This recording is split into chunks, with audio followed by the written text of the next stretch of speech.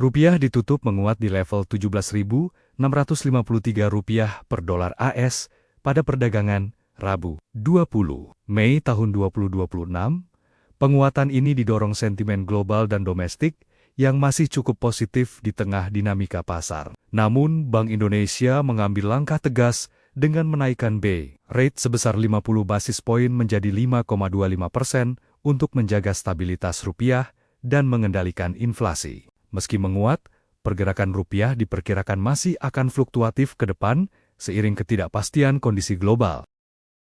Menteri Keuangan Purbaya Yudi Sadewa menyebut telah membeli surat berharga negara atau SBN untuk menjaga stabilitas pasar obligasi dan meredam gejolak pelemahan nilai tukar rupiah. Purbaya menyebut realisasi buyback SBN yang minim memastikan bahwa aksi jual bond pemerintah saat ini tidak dalam taraf yang membahayakan.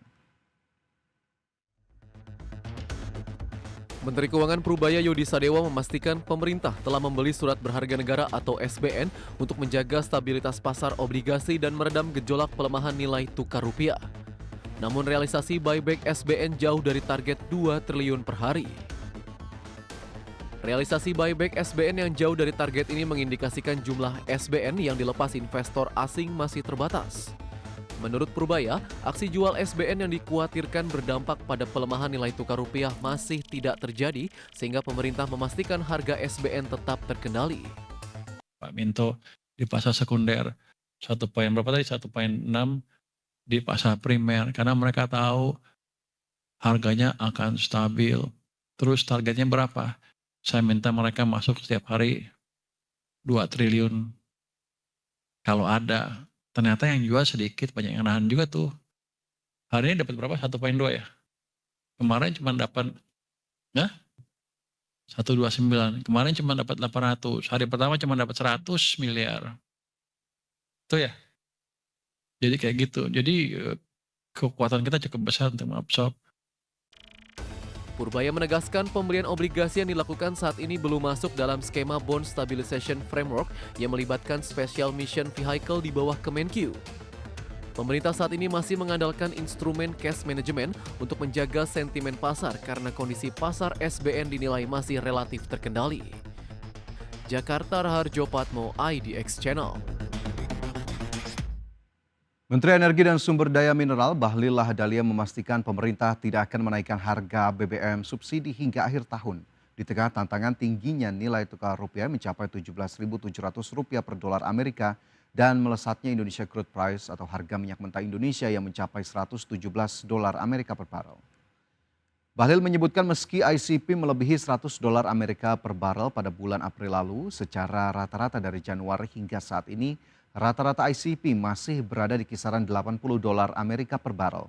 Sehingga diyakini hingga akhir tahun diharapkan tidak ada kenaikan harga BBM khususnya Pertalite.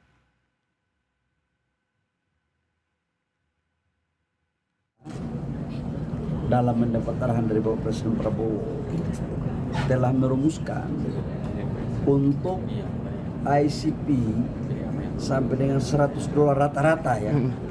Rata-rata ini maksudnya itulah Januari sampai dengan sekarang. Kalau sampai sekarang itu ICP dunia itu kan naik turun. 117, turun 90, ada yang 80 lebih, ada yang 100. Rata-rata ICP kita sekarang itu kan kurang lebih sekitar 80 US dollar, 80 sampai 81. Dari bulan Januari sampai sekarang. Jadi belum sampai $100 dan belum ada kenaikan. Tidak akan naik insya Allah ya doa ini. Tidak akan kita naikkan subsidi BBM. Berarti masih dalam batas aman Pak ya? Emiten jasa logistik pertambangan PT Mandiri Herindo Adi Perkasa Tbk dengan kode saham MAHA berencana melakukan aksi pembelian kembali atau buyback saham dengan anggaran maksimal Rp153,68 miliar. Aksi korporasi ini ditujukan untuk menjaga struktur permodalan sekaligus meningkatkan keyakinan investor terhadap nilai fundamental perseroan. Emiten jasa logistik pertambangan PT Mandiri Herindo Adi Perkasa Tbk dengan kode saham MAHA berencana melakukan aksi pembelian kembali atau buyback saham. Berdasarkan keterbukaan informasi Bursa Efek Indonesia pada Selasa 19 Mei, PT Mandiri Herindo Adi Perkasa Tbk mengumumkan rencana buyback dengan porsi tidak melebihi 10% dari total modal di sektor perseroan. Manajemen mengalokasikan dana segar dari kas internal hingga 153,68 miliar rupiah, di mana porsi saham beredar di publik atau free float setelah transaksi dipastikan tetap aman di atas ketentuan minimum 7,5%. Guna merealisasikan agenda tersebut, perseroan akan meminta persetujuan para pemegang saham dalam rapat umum pemegang saham tahunan yang digelar pada Jumat 22 Mei 2026. Manajemen menegaskan pelaksanaan buyback berdurasi maksimal 12 bulan ini tidak akan mengganggu likuiditas maupun kinerja operasional karena seluruh pendanaan bersumber dari laba ditahan. Saham treasury hasil pembelian kembali tersebut nantinya akan disimpan sebagai instrumen fleksibilitas permodalan jangka panjang perusahaan.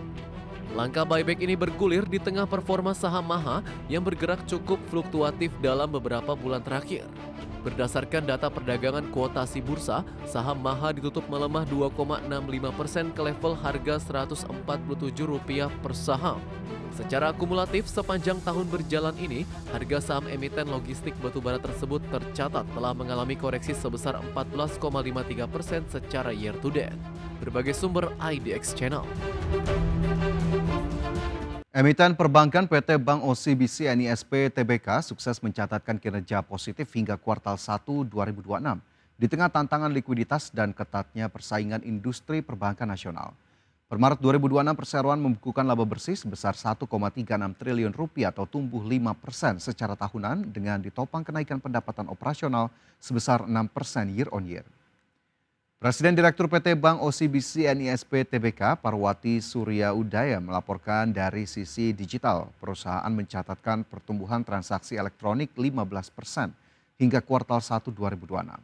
Selain itu jumlah pengguna aktif internet banking dan OCBC Mobile untuk nasabah individu naik 8%, sedangkan untuk korporasi meningkat 20%. Adapun pada tahun ini emiten berkode saham NISP tersebut akan tetap fokus mendorong pertumbuhan di seluruh segmen bisnis dengan tetap menerapkan prinsip kehati-hatian. Selain memperkuat dana murah atau current saving account, perseroan juga menjadikan bisnis wealth management sebagai salah satu fokus utama pertumbuhan di masa depan.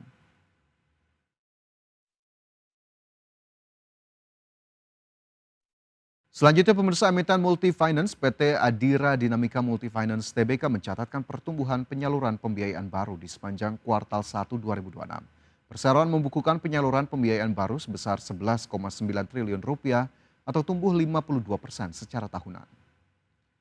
Dalam laporannya pihak manajemen menyebut pertumbuhan tersebut ditopang oleh seluruh segmen pembiayaan baik otomotif maupun non-otomotif. Sejalan dengan kenaikan penyaluran pembiayaan baru, piutang pembiayaan yang dikelola perusahaan juga meningkat 18% menjadi 64,7 triliun rupiah secara year on year. Adapun pada tahun ini emiten berkode saham ADMF tersebut menawarkan sejumlah promo pembiayaan termasuk bunga kredit mobil, uang muka pembelian, serta sejumlah fasilitas persetujuan pembiayaan.